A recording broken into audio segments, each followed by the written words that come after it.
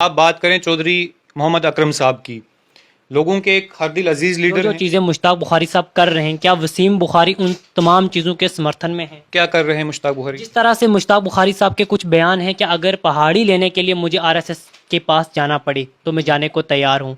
पहाड़ी लेने के लिए हम जहन्नुम तक जाने को तैयार हैं। खासकर उम्मत मुस्लिमा से कह दूं कि एक होंगे तो ठोकर को जमाना होगा, मुंतशिर होंगे तो मिट जाएगा अपना है क्या, वजूद। बहुत से ऐसे लोग हैं जो अपनी बेटियों का रिश्ता तक गुजरों के घर में नहीं देते। ये हमारा गुज्जर भाई है।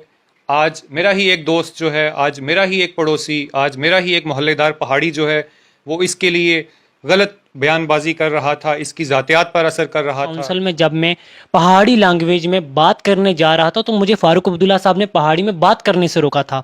उस वक्त वो पहाड़ी बोर्ड के चेयरमैन भी थे, तो उस वक्त उन्होंने नेशनल कॉन्फ्रेंस से रेजिग्नेशन क्यों नहीं दिया? ये मैं ज़ाती तौर पे तो ये आप बुखारी साहब से पूछ सकते हैं कि क्या 12 लाख जो पहाड़ी अवाम है वो भारतीय जनता पार्टी के साथ। क्या वसीम बुखारी चलेंगे? हाँ, मैं अपना बता रहा हूँ कि मैं अपनी बात कर रहा हूँ कि मैंने आपको। खिताए पीर पंजाल में एक बहुत बड़ी चीज़ इस वक्त पीक पे पहुंच चुकी है, वो है पहाड़ी को एसटी स्टेटस देना। ये चीज़ कहीं ना कहीं कागजी सतह पे तो थी, ये सोशल मीडिया पे भी आ चुकी है, और सोशल मीडिया पे ये हमारे खिता में इस तरह से फैल चुकी है कि एक कम्युनिटी दूसरी कम्युनिटी के ख़िलाफ़ आके सोशल मीडिया पे अनाब शनाब अल्फाज लिखे जा रहे हैं, चाहे वो पहाड़ी तबका हो चाहे वो एसटी तबका हो। दोनों जानिब के बहुत से लोग ऐसे हैं जो सोशल मीडिया पे आके कुछ ऐसी चीज़ें लिखते हैं जिनसे कहीं ना कहीं नफ़रत का माहौल पैदा हो रहा है। और इन्हीं सब चीज़ों पे बात करने के लिए हमारे साथ मौजूद हैं एडवोकेट वसीम उल बुखारी साहब। वसीम भाई, सबसे पहले बहुत बहुत शुक्रिया वक्त देने के लिए। Thank you so much. Waseem भाई, इस वक्त जो खिताए पीर पंजाल में एक चीज़ जो ज़्यादा सबसे ज़्यादा अगर डेवलपमेंटल इशू देखें वो साइड कर दिए गए, वहाँ पे एक ही चीज़ का जिक्र हो रहा है, पहाड़ी एसटी, पहाड़ी एसटी। तो इन सब चीज़ों को आप किस तरह से देखते हैं? बिस्मिल्लाहिर्रहमानिर्रहीम। शहराज साहब, सबसे पहले तो आपका बहुत बहुत शुक्रिया कि आपने सरे दस्त इस पे बात करना चाही। एक ऐसा मौजू जिस पे हम गुज़श्ता कई दिनों से देख रहे हैं कि एक लंबी चौड़ी बहस जो है वो शुरू है। मैं आपको बताऊं कि अल्लाह ताला ने इंसान को जो है वो अशरफुल मखलूक़ात का दर्जा दिया, और जो ये दर्जा मिला, आज बड़े अफसोस के साथ कहना पड़ता है कि आज हम उस लक़ब को, उस दर्जे को, जो इंसानी फितरत होनी चाहिए, आज हम तमाम लोगों में से वो ख़त्म होती हुई नज़र आ रही है। उसके कई बार जो है वो समाजी वजूहात सामने आती हैं, कई बार जो है वो सियासी वजूहात सामने आती हैं, और बेशतर जो है वो रिलीजियस वजूहात जो हैं वो सामने आती हैं। लेकिन हाल ही में जो जिसका मैंने ज़िक्र किया और आपने जिस मौजू की शुरुआत की, हाल में हम देखें तो ये एक समाजी और सियासी दोनों जो वजूहात हैं वो इस वक्त सामने मंजर आम पे हैं। मैं आपको बताना ये चाहूँगा कि जहाँ तक बात आपने की पहाड़ी और गुज्जर की, और उसी के ताल्लुक़ से आपने जो इंटरव्यू आपने रखा है, मैं ये कहना चाहूँगा कि आज हम शायद इस लेवल पर पहुँच चुके हैं, इस महाज पर पहुँच चुके हैं कि हमें बड़े शर्म से ये कहना पड़ता है कि आज हम एक दूसरे के मुंह लगने से जो है वो कासर हो रहे हैं। मजबूर हो चुके हैं हम कि क्या हम, ये हमारा गुज्जर भाई है, आज मेरा ही एक दोस्त जो है, आज मेरा ही एक पड़ोसी, आज मेरा ही एक मोहल्लेदार पहाड़ी जो है, वो इसके लिए गलत बयानबाजी कर रहा था, इसकी ज़ातियात पर असर कर रहा था, और इस पर पर्सनल अटैक कर रहा था। वहीं दूसरी तरफ हमारा एक गुज्जर भाई जो है, वो मेरे ही एक पहाड़ी दोस्त पर जो है वो उसकी ज़ात पर निशाना बना रहा था। तो इस महाज पे हम पहुंच चुके हैं कि हम एक दूसरे के मुंह लगने से जो है वो आज मजबूर हो चुके हैं कि हम एक दूसरे को फेस कैसे करें। लेकिन वसीम भाई, ये चीज़ जो बेसिकली जम्मू कश्मीर में देखी जाए, ये डिलिमिटेशन रिपोर्ट के बाद इस चीज़ पे ज़्यादा जिक्र किया जा रहा है, और तमाम जो पॉलिटिशियन हैं उनको कहीं ना कहीं ऐसा तो नहीं है, क्या ख़तरा है, क्या आने वाले 10 साल तक ये सीटें रिजर्व हो चुकी हैं और हम इलेक्शन कॉन्टेस्ट नहीं कर सके? क्या इस खतरे की वजह से उन्होंने आके ये कार्ड खेला है, या फिर कहीं ना कहीं पहले से वो इस चीज़ की प्लानिंग कर रहे थे? देखिए, मैं आपको बताऊं, जो भी सियासी जमात होती है, जब भी वो अपनी सियासी जमात जो है वो अपने चुनावी मंशूर को अमल में लाती है, चुनावी मंशूर का जो है वो आगाज़ करती है, चुनावी मंशूर को जो है वो कलम बंद करती है, या फिर वो मंजर आम पे लाती है, या जब पब्लिक डोमेन में चुनावी मंशूर को लाती है, तो चुनाव से पहले जो है हर सियासी जमात का जो है वो एक चुनावी मंशूर होता है, और उस चुनावी मंशूर के अकॉर्डिंगली जो है अपना जो उसका चुनाव का एजेंडा होता है, जो अपना इलेक्शन मैनिफेस्टो होता है, उसके मुताबिक उसने जो जो पॉइंट्स तैयार किए होते हैं उस पर उस जमात ने काम करना होता है। अब वो जो पॉइंट्स हैं, वो जो चुनावी मंशूर में जो उन्होंने एजेंडा रखा है, ख्वाह वो पब्लिक को पसंद आए या ना आए, जैसे कि भारतीय जनता पार्टी ने जम्मू कश्मीर की जो हमारी आवाम थी, इसके बहुत सारे अरमान जो हैं वो मजरू हुए जब हमारा 370 जो दफ़ा था उसको एब्रोगेट किया गया। रियासत की जब बाइफरकेशन हुई तो लोगों की बहुत सारी तमन्नाओं के खिलाफ जो था ये डिसीजन हुआ, लेकिन उनके एजेंडे में था, उनके लेकिन चुनावी कहीं ना मंशूर कहीं में था। यही वो सियासतदान हैं जो आर्टिकल 370 के दौरान कहीं ना कहीं चुप नजर आ रहे थे, लेकिन आज एकदम से पहाड़ी बात के लिए इतने ज़्यादा ये बोल रहे हैं, तो क्या आर्टिकल कम ज़रूरी था पहाड़ी? देखिए, पहाड़ी का जो ये आप बात कर रहे हैं, मैं आपकी इस बात को कट करूंगा कि पहाड़ी कौम की जो ये स्ट्रगल है, ये 370 के बाद शुरू होने वाली स्ट्रगल नहीं है। ये इसको 30-40 बरस पहली स्ट्रगल है, और उस वक्त से जो पहाड़ी रहनुमाओं के जो पहाड़ी कौम के जो अजीम रहनुमा थे, वो तब से आज तक जो है वो स्ट्रगल कर रहे थे, और बुहारी साहब में वो कैपेबिलिटीज़ थी कि उन्होंने अपने पहाड़ी कौम के लिए जो है वो काम किया, और आज भी कर रहे हैं। लेकिन जब इन्हें महसूस हुआ कि फारूक अब्दुल्ला साहब जो है वो कहीं ना कहीं, या नेशनल कॉन्फ्रेंस की जो आला क़यादत है वो कहीं ना कहीं जो है वो पहाड़ी कौम के साथ जो है वो नाइंसाफ़ी पर जो है वो गोरो होज नहीं कर रही, तो उन्होंने अपना जो सियासी करियर था उससे उन्होंने उसको हैदराबाद। वसीम भाई, बुखारी साहब का ही कहना था, एक बार काउंसिल में जब मैं पहाड़ी लैंग्वेज में बात करने जा रहा था तो मुझे फारूक अब्दुल्ला साहब ने पहाड़ी में बात करने से रोका था। उस वक्त वो पहाड़ी बोर्ड के चेयरमैन भी थे, तो उस वक्त उन्होंने नेशनल कॉन्फ्रेंस से रेजिग्नेशन क्यों नहीं दिया? अगर उन्हें लग रहा गया था उस वक्त कि आज उन्होंने आके रिज़ाइन कर दिया, जिस वक्त हालांकि नेशनल कॉन्फ्रेंस सत्ता में भी नहीं है, नेशनल कॉन्फ्रेंस आपकी पहाड़ी दिलाने में भी सपोर्ट नहीं कर सकती क्योंकि इस वक्त उनकी गवर्नमेंट नहीं है, सेंट्रल गवर्नमेंट बीजेपी की है, तो आज उन्होंने आके क्यों रिजाइन किया? जब वो पावर में थे, जब वो पावर एंजॉय कर रहे थे, उस वक्त भी तो रिजाइन किया जा सकता था। देखिए, आपने पावर इंजॉय करने की बात की, मैं आपको बताऊं कि मुश्ताक बुखारी जो हैं वो एक सियासी मैदान में एक आला कद रखते हैं। वो किसी तारीफ़ के मोहताज नहीं, और ना ही उनको कोई पावर की जो है वो भूख है, या पावर का जो है उनको क्रेज़ है।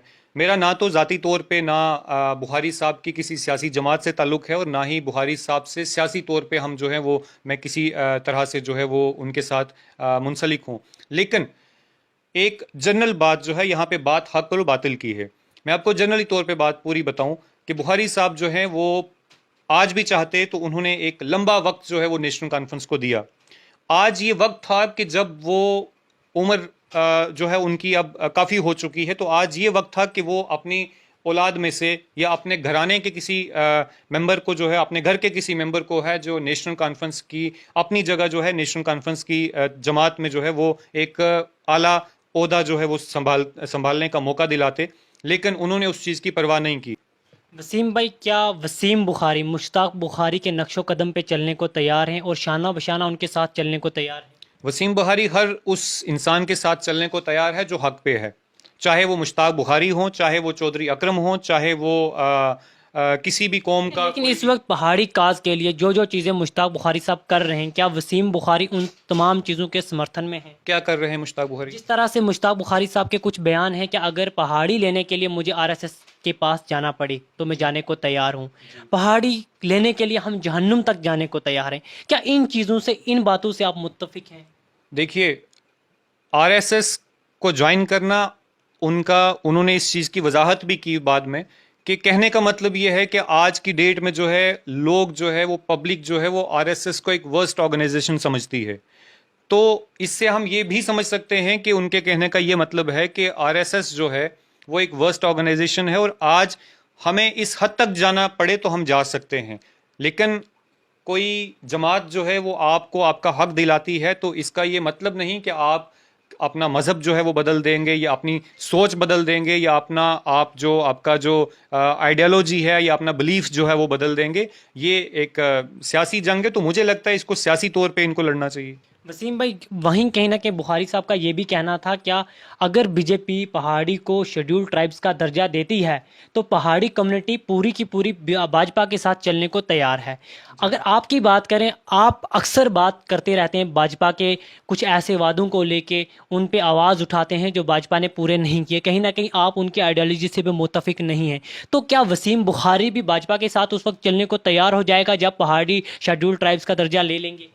देखिए, मैं ज़ाती तौर पे तो ये आप बुखारी साहब से पूछ सकते हैं कि क्या 12 लाख जो पहाड़ी अवाम है वो भारतीय जनता पार्टी के साथ। क्या वसीम बुखारी चलेंगे? हाँ, मैं अपना बता रहा हूँ कि मैं अपनी बात कर रहा हूँ कि मैंने आपको कहा कि मैं जो हक पे है मैं उसके साथ चलने को तैयार हूँ। नंबर 1। नंबर 2, सवाल है, क्या भाजपा के साथ सुने चलने को सुने तैयार हैं सुने आप? जिस तरह से बुखारी साहब ने भी कहा, सोहेल मलिक साहब ने कहा, भाजपा ने अगर शेड्यूल ट्राइब्स का दर्जा दिया, तमाम जो शेड्यूल पहाड़ी लोग हैं वो भाजपा के साथ चलने को तैयार हैं। सिंपल सा सवाल है, क्या आप भी भाजपा के साथ चलने को तैयार हैं या मैं नहीं? आपको ये बता रहा हूँ कि अगर भारतीय जनता पार्टी आज की डेट में 12 लाख पहाड़ी अवाम को शेड्यूल ट्राइब का स्टेटस देती है और वो तमाम बाकी कम्युनिटीज़ को साथ लेके चलती है, उनके हकूक़ भी मजरूह नहीं करती, तो मैं भारतीय जनता पार्टी को छोड़ के या उसके अलावा कोई भी तंजीम होगी हम उनके साथ चलने को तैयार हैं। सर, डीडीसी सोहेल मलिक साहब ने सुरनकोट में एक जलसा कराया जिसमें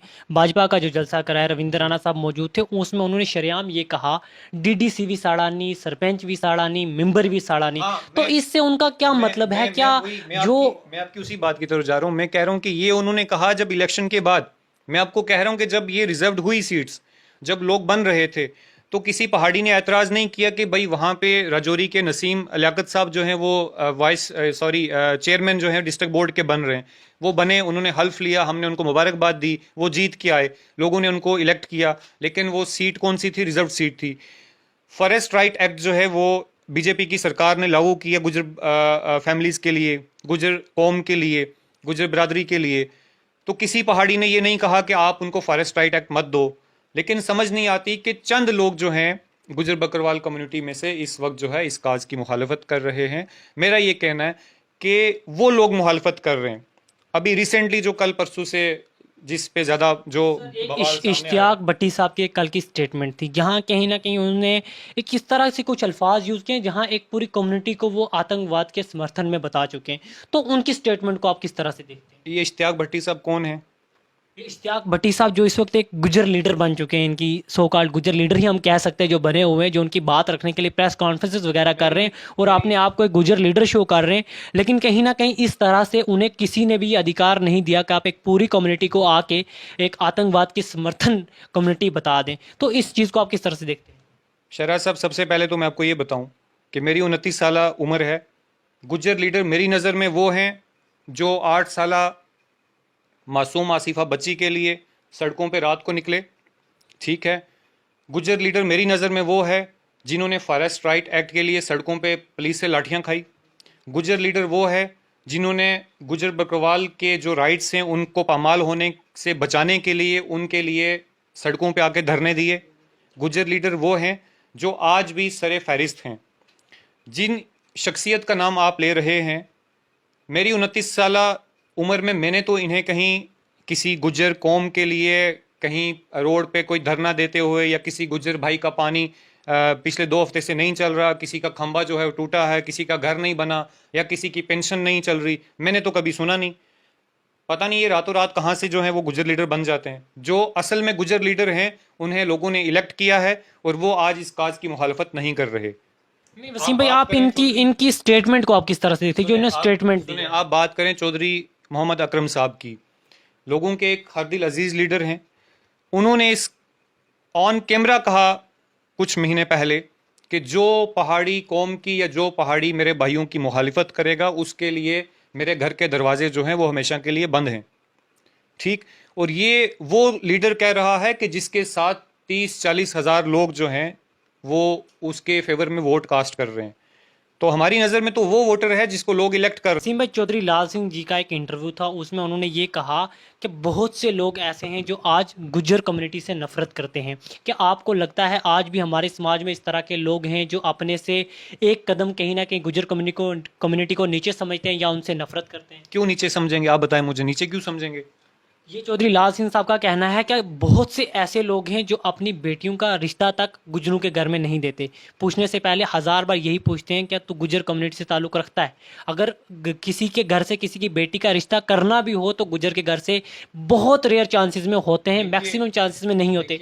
तो इन चीज़ों को किस तरह से आप देखते हैं? सबसे पहले तो मैं आपको बताऊंगा कि ये इस लेवल के जो सवालात होते हैं, ये इन लीडर्स के, जो इस कद का लीडर, किसी कद का लीडर होता है, वो इस लेवल तक नहीं जाता कि बेटी का रिश्ता, वो बेटी सबसे पहले जो है वो, अब ये देखें कि बेटी का बाप जो है वो अगर जिंदा है, माँ जिंदा है, तो सबसे पहले वालिदैन की मर्जी है कि वो अपनी बेटी का रिश्ता किसको दें।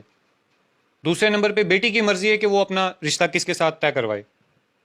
उसमें ना वसीम बुखारी कुछ कर सकता, ना इश्तियाक भट्टी कर सकता, ना मुश्ताक बुखारी कर सकता, या कोई ना तीसरा लाल सिंह कर सकता। जिसने शादी करनी है पहले उसकी मर्जी है कि उसने करनी किसके साथ है, ठीक है। उसके बाद उसके वालिदैन का हक बनता है कि वो किसके हाथ उसको थमाएं। तो उसमें ना तो शहराज चौधरी साहब कुछ कर सकते या ना वसीम बुखारी कर सकता।